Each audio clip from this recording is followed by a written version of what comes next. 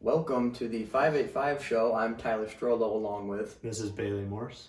and today we have some just stuff. We got a bunch of new things, new name, new stage, new ring light. We're going to have a microphone soon. We're up in the production value for you guys, our loyal viewers. I mean, look, we even got $1 million. We got $1 million right here. You have $1 million. Nate Peterman autograph cards. Who can say that they have 2 of them? And this is all just for you 18 YouTube subscribers and you 55 Instagram followers. We're dedicated. We're dedicated.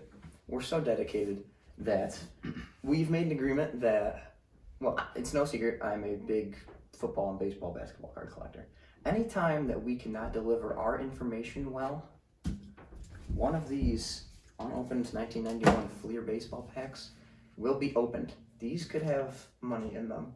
These could be worth money not opened. They are worth more not opened than opened. I will be losing money if either of us stumbles. So, do not stumble. Do not stumble. Do not stumble. Make sure you know your stuff. So, we asked you on Instagram, give us your bold take, Bailey Morse, with a beautiful graphic. Thank you. I appreciate that. We do have a long road ahead of us, and we had 2 people, 2 very, very good friends of mine, Brady Fix and Nate Yahtzee. First off, thank you both very much for the suggestions. All right, so let's talk about Brady's a little bit. Brady Fix, a junior at Leroy, had the question of should the Bills pursue J.J. Watt? What are your thoughts on that topic? I think 100%, Bailey. You saw how loyal he was to the Texans. He looked I think he looked kind of sad, but kind of happy when he got released. I think he's tired of losing. I think he wants to go to a winning franchise, and I think the Bills, especially with McDermott, they need to go out and get him. Yeah, I think that's they're like a missing piece for each other.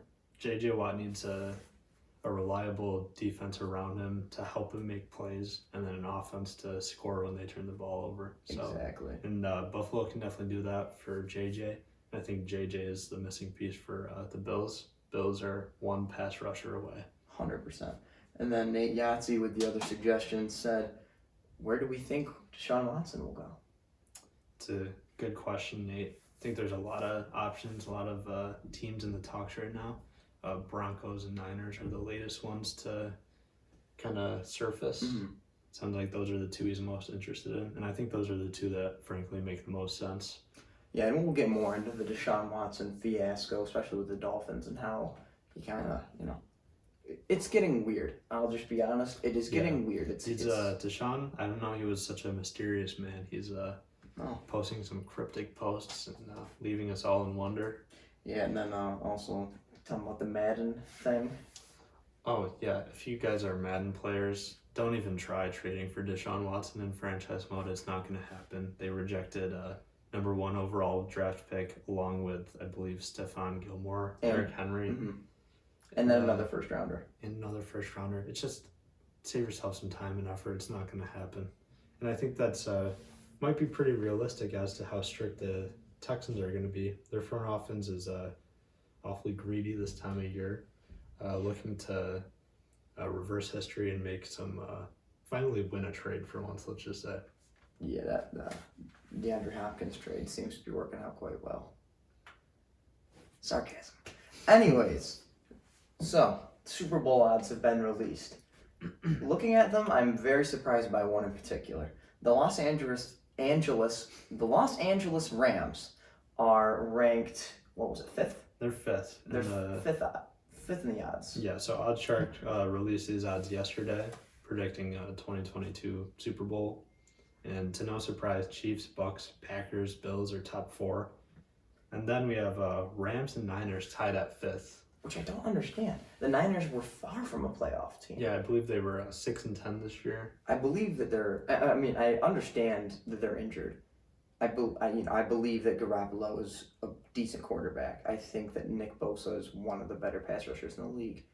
But getting a pass rusher and a subpar game manager back does not make you the 6th most likely team. 5th, actually tied 5th most likely team to win the Super Bowl. And I remember 2 or 3 years ago they thought Jimmy Garoppolo was the missing piece to the puzzle. And he did bring him to the Super Bowl, but he brought him there by throwing 8 passes in the championship game. Right. Raheem Mostert. Right. One of the So, fastest. and I think that's why Deshaun Watson's in the talks of coming to San Fran, because that, I believe, will make them a legit contender. Exactly. You got Brandon Ayuk.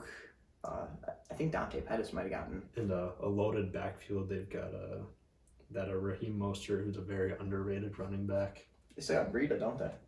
Yeah, Breida. I think he was injured, but they're just a solid three-headed monster in the backfield. J.J. Watt. Bills fans have been raising money for his charity. Well, he came out and said that he is seriously considering, I think it was according to Bleacher Report, that he is seriously considering going to the Browns. The Browns with J.J. Watt, I feel like would be a very scary team.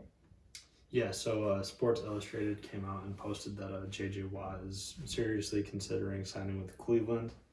And there's also something saying that he acknowledges that the donations to charity might in fact be a bribe, but he still is very appreciative. And what do you think there is in Cleveland that he's looking for that Buffalo might not have, if anything? I couldn't tell you. They don't have their head coach is okay. Their culture is okay. Their defense is okay. I don't really see what pulls a person. Maybe location, but then again, Cleveland's like 3-4 hours away from Buffalo. Not even. In terms of my personal take, Bills have the edge in almost every way. I mean, head coach Sean McDermott was snubbed Coach of the Year, 100%. for sure. Josh Allen has proved to be a better quarterback this year. I'll definitely give them the running back edge for sure. They got Kareem Hunt and Nick Chubb, probably the best running back tandem in the league. Nick Chubb is very, very good at football. Yeah, he is. He's definitely get him on your fantasy team next season. Yes. But other than the running back situation, if I'm J.J. Watt, I want to come to Buffalo, and that's not even biased. I think it just makes the most sense for him. The fans, the coaches, knowing that you're the missing piece, you might get a decent amount of cash as well. Yeah. Not that cash matters to him, but we'll treat him right. JJ, if you're listening, we'll treat you right. Yeah, but even with the Cleveland, right, and undoubtedly, both teams are probably the top two options considering how loyal the fan bases are. Both fan bases have suffered for a century. Yes.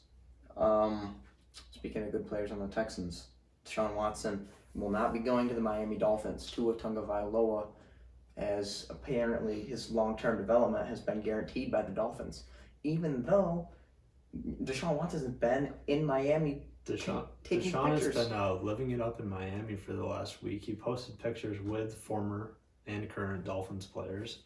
So seeing that, I thought that was clear and cut. He's going to Miami. But then they come out and, like you said, they're verbally committing to sticking with Tua. So, like we said earlier, he's mysterious for sure. Yeah, and then he also posted a picture in the back of a New York City cab with a Kelly Green hat on. Which the day that he gets signed or traded, or maybe they cut him and he signs, that could also be a possibility. Yeah. They're like, listen, or you know what, the Texans are so stupid that I wouldn't put it past him. That's the sad part. Yeah, they could cut him, or if they don't do anything with him, Watson's going to sit the bench. He'll probably refuse to play for this organization. I don't blame him. I wouldn't blame him. You're playing for a team that can't really get it done for you. I mean, go get your money. You might want to try and increase your trade value a little bit, but well.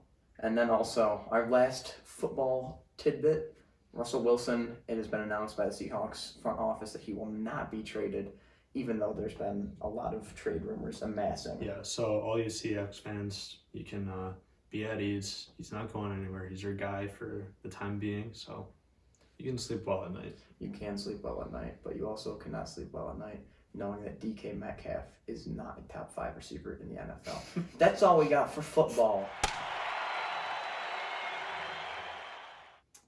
All right, welcome to the MLB segment. We're going to start off by talking about this Andrew Benintendi trade. As you might have heard, he's leaving Boston to go to Kansas City. You want to talk about that, Ty? 3-way trade, the Red Sox, the Royals, and the Mets. I'll break it down for you guys.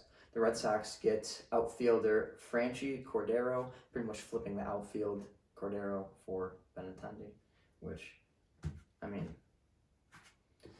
after Yeah. Benintendi's It's, awful year. It's bittersweet. I mean, Benintendi was my favorite as a Red Sox fan. He was my favorite player for the last 4 years. He's been with the team 4 or 5 years. They also get 2 players to be named from Kansas City, right-handed pitcher Josh Winkowski, and another player to be named from the Mets.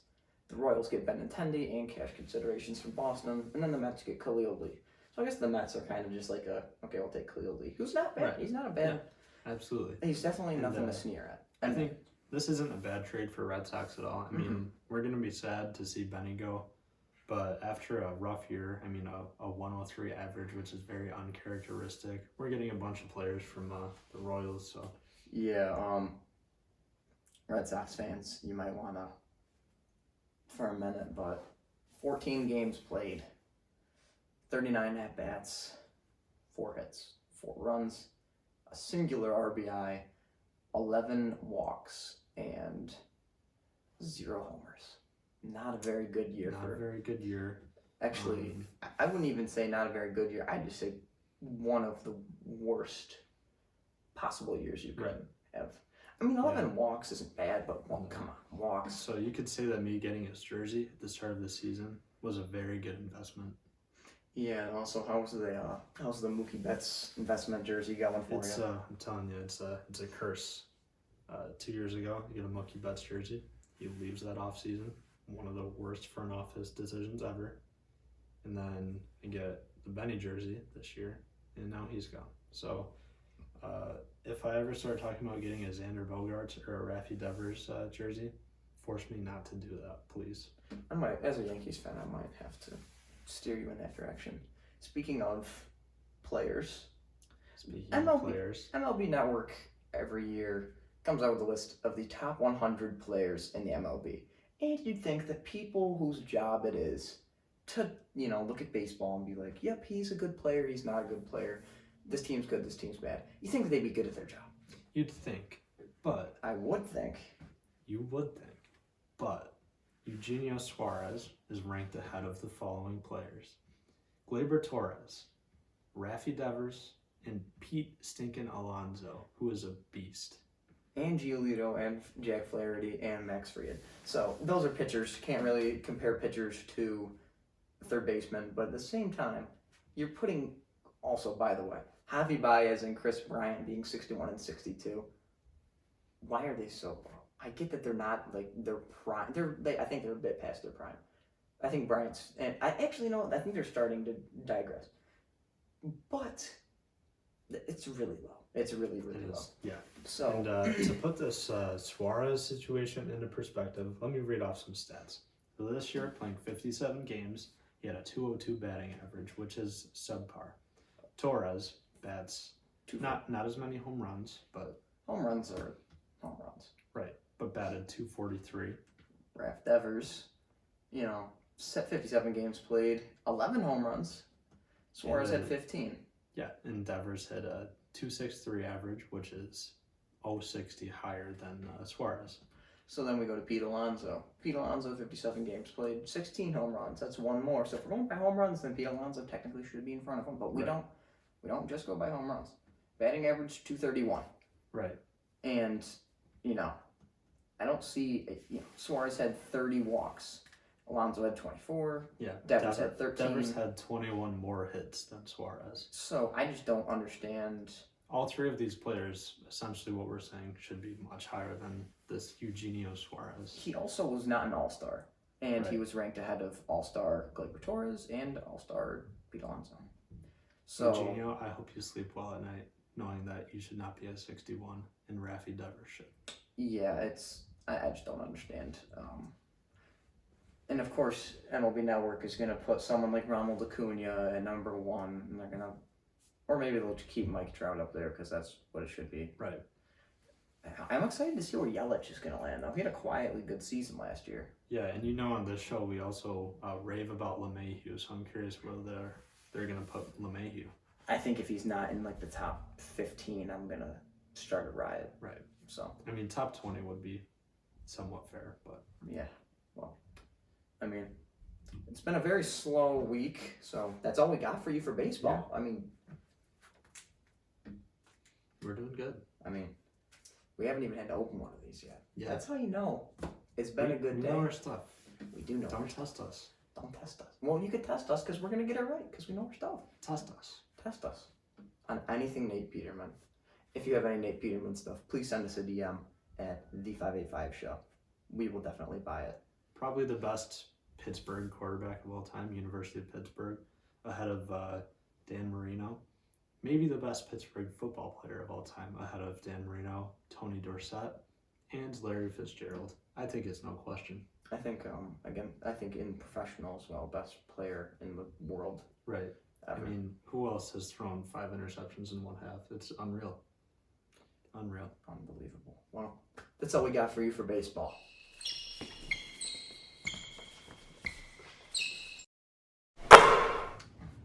Welcome to the NBA section. This is our final section. We also have the NCAA basketball section that will be a very short, pequeño section. Very, very short little section. Andre Drummond. Andre Drummond has been benched for the Cavs. Wow, look at that. The Cavaliers not doing the right thing. Who would have thought? Who would have thought? I would have thought, being a fan for a long time, having a dominance in the East for so long, and then you trade for a star. He re-signed with you, 18 win team. I gotta search it. There goes a pack. Anyways, so you want to continue on this train? Yeah, so Andre Drummond is in trade talks right now.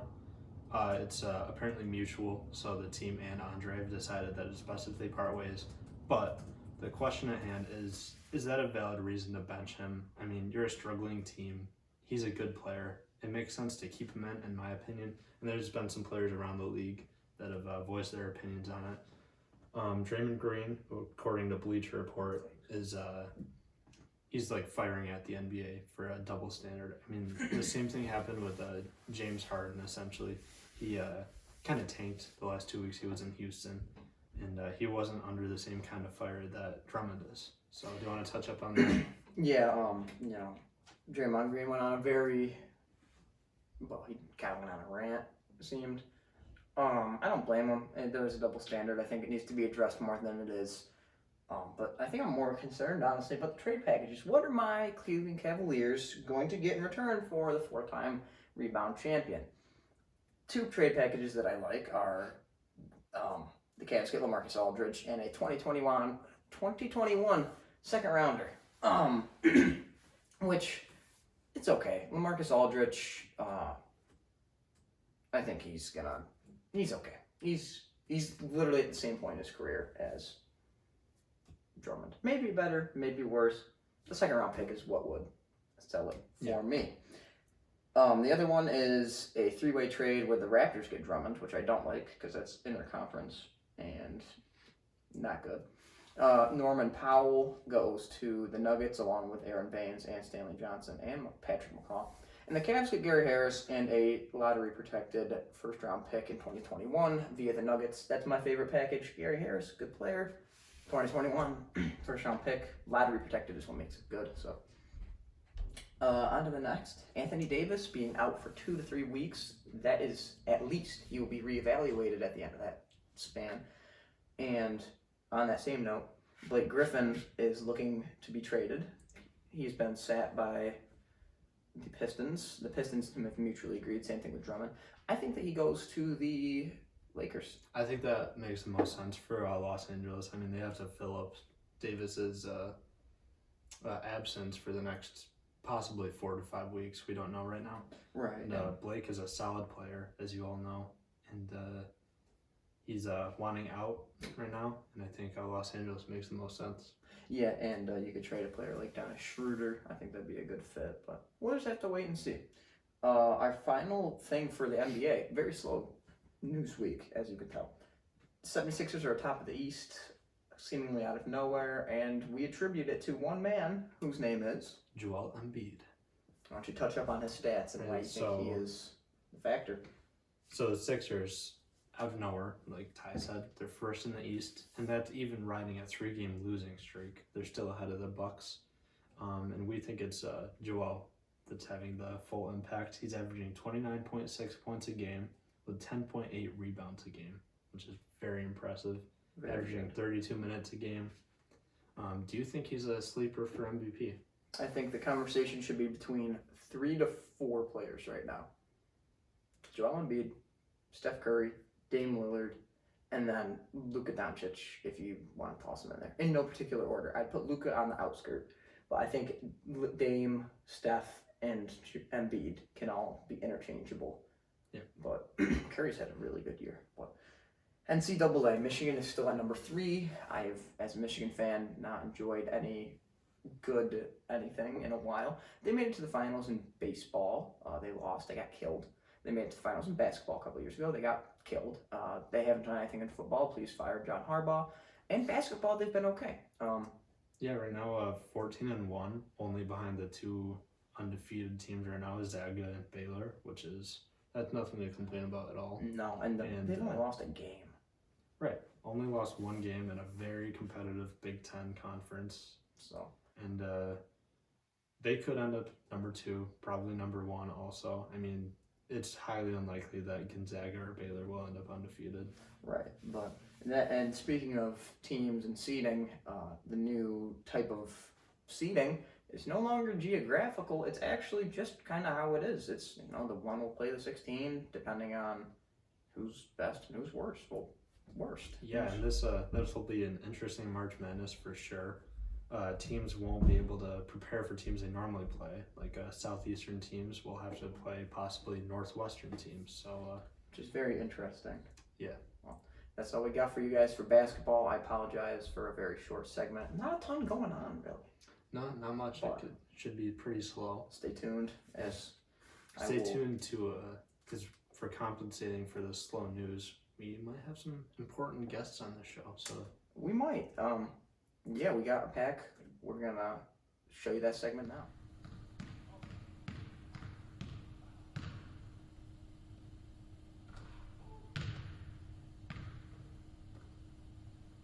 Don't look at that. Don't look at the post. It's fake news.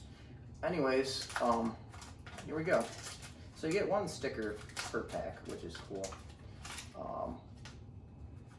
So yeah, stickers. Anyways, Juan Augusto. Okay, great start. Kevin Gross. Ooh, gross like poo shiesty. Chris Hoyles. This is fantastic. Brian Harper. The stash matters. The stash matters. Stash matters. Always remember when collecting There we go. Bobby Bonilla. Stash matters. Bobby Bonilla's not.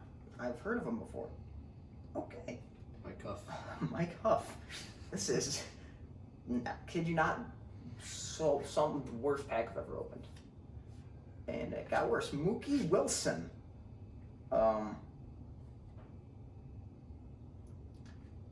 Tim Leary. This is horrendous. Randy Myers. There's a price to be paid for not knowing things, ladies and gentlemen. Yeah, there really is. It's torture. None of these are rookies either. And they're getting stuff all over my tablecloth. I mean, my super expensive set. Paul Gibson. Wow, these got some specs on him. Specs matter, ladies and gentlemen. Andres Galarraga. Galarraga. Yeah, okay, he's a person. Nice, odd Form. sliding. Yeah. Eric Hansen. Okay. Carney Lansford. Oh, he looks. Yep, he's a person. And our last card is John Kruk. Kruk. So that was, I'm not joking when I say this, the worst pack ever I've ever opened in my entire life. I literally probably could get not a nickel for all this. But anyways, we have somewhat of an announcement we're going to make. Yeah, so along with our super serious sports biz, we could be introducing a more comedic routine. Ty, do you want to talk about that? Yeah, well, it's no secret that me and Bailey like to laugh. We like to get a bit, I feel like silly is such an elementary word that you can't say silly. It is, and I think that's why it's so appropriate for this setting. Right, so we're going to be, we're going to hopefully have a show after the show where we just do our thing. Maybe open more. I have so many. This is like a dropping the bucket. I wish I was joking. But yeah, we're gonna Yeah, do some comedy there's things. a chance you could see us out on the playing field, giving you some nice tips on how to succeed athletically. Because as you know, we're studs. I might also Every sport, every single sport, especially basketball. especially basketball. But yeah, we're just gonna be stupid little jokes. You may have caught a couple in our real episodes. Last episode, you might not have caught a couple of jokes, but there were jokes in there. There were hidden gems. You might want to go back. Yeah, you might not know, but in the last episode, that wasn't me. That was a cardboard cutout. I was doing a voiceover Full time. So let me know if I pranked you. And I actually was also not there. It was actually Obama. Obama was there. Which, by the way, if you're watching, call us. Anyways, stay tuned because we are going to be putting this up in a bit whenever I get around to editing it. We're also going to be splitting up and posting each segment individually. So you don't have to sit through us blabbering for 30 minutes straight. If you're a football fan, you could just watch the football. If you're a baseball fan, you just watch the baseball. If you're a basketball fan, you just watch the basketball. And if you're a fan of sports comedy, or comedy sports, then you'll find a good place in our second series. So Another good place to find comedy sports is watching Boston Red Sox baseball. or Cleveland Cavaliers basketball. I'd like to thank you all for watching, and stay safe and stay epic.